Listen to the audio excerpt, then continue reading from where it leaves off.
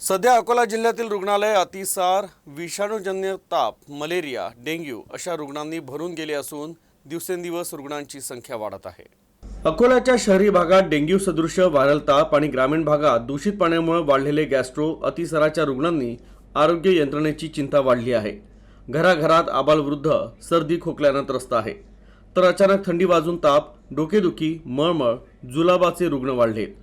अकोला येथील सर्वोपचार रुग्णालयातील वॉर्ड क्रमांक 30, 31 आणि 32 मध्ये गेल्या 4 ते 5 दिवसात दूषित पाणी प्यायल्यामुळे होणारे साथीचे आजार आणि व्हायरल तसंच डेंग्यू सदृश तापाचे रुग्ण वाढलेत। त्यामुळे क्षमतेपेक्षा जास्त एकेका वॉर्डात रुग्ण दाखल आहेत। सर्वोपचार रुग्णालयातील उपरोक्त 3ही वॉर्ड रुग्णांनी भरलेले आहे। प्रत्येक वॉर्डात व्हायरल ताप आणि जलजन्य आजाराचे 20 रुग्ण उपचार घेत आहेत। दररोज सरासरी 15 नवीन रुग्ण साथीच्या आजाराचे दाखल होत आहेत, अशी माहिती वैद्यकीय अधिकाऱ्यांनी दिली।